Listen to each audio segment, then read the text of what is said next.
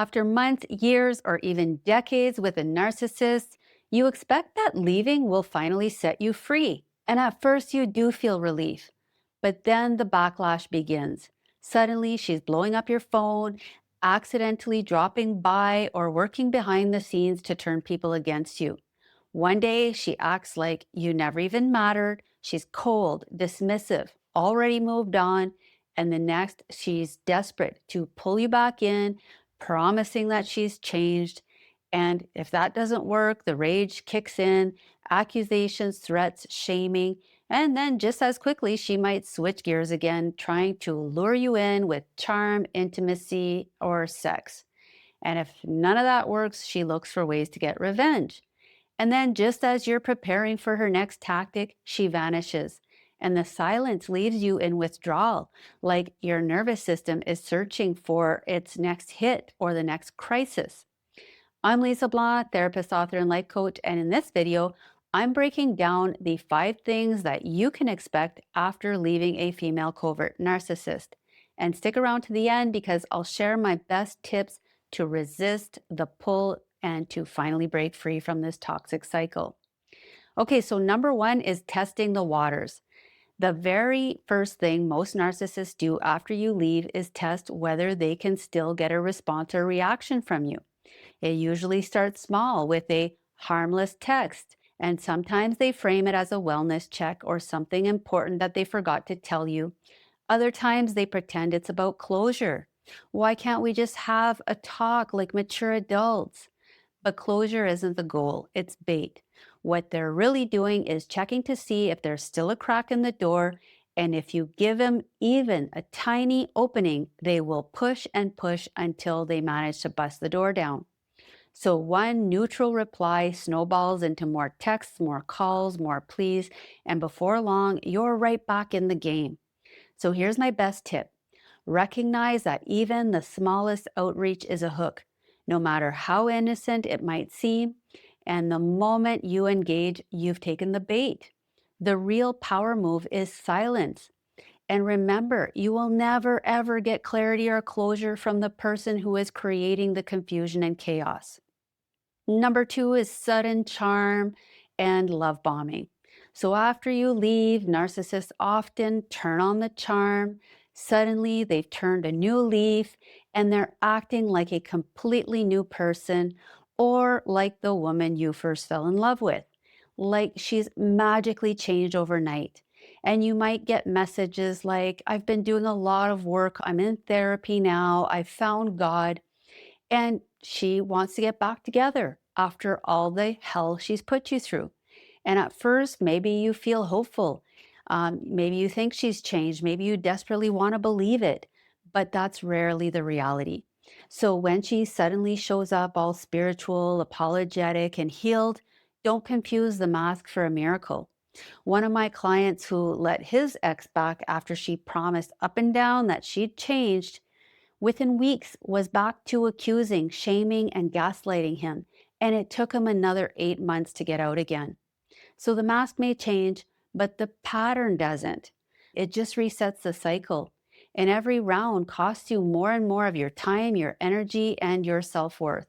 So protect your progress. Don't get pulled into that same old game just because she shows up wearing a different mask. Number 3 is playing the victim. So, when charm doesn't work, a narcissist often flips into helplessness. Suddenly, she's broken, fragile, and her whole world is collapsing. Maybe she's had an accident, she's in the hospital, or some other urgent matter. And before you know it, you're tempted to step back into that rescuer role. But here's the truth, most of the time, these emergencies aren't about survival, it's just bait. So, my best tip, no matter how convincing the crisis might seem, remember that winning your empathy is just another way to get you in that rescuer role and manipulate you. So let someone else rescue her. Because as soon as you do rush back in to rescue, you're on the hook. And if you want to understand why this tactic is so powerful, I break it down inside my private membership community where I recently posted a video showing how she pulls on your hero archetype, that deep subconscious drive to save and protect. And once you see how this hook works, you can sidestep this dangerous trap. Number four is emotional triggers.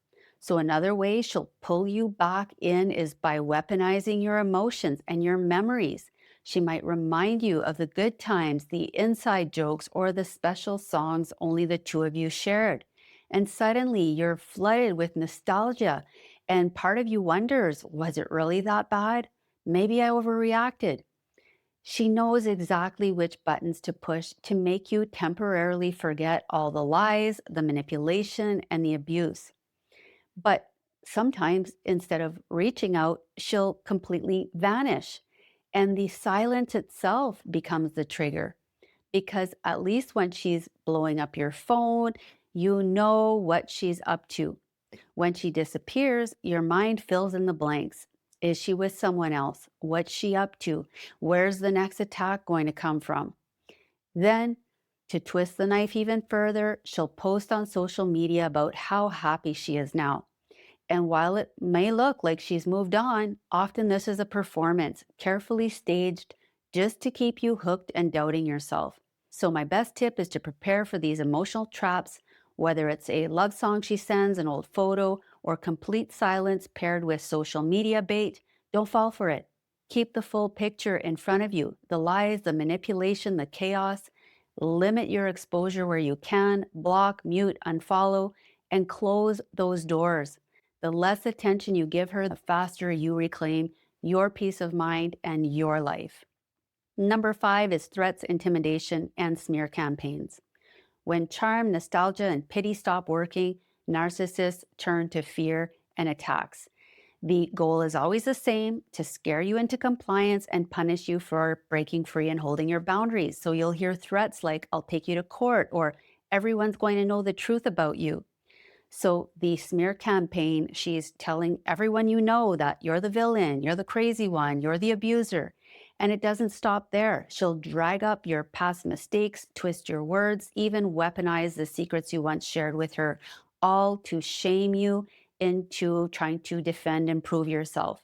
And that's the trap. The more you argue, explain, or try to clear your name, the more you get locked into her maze.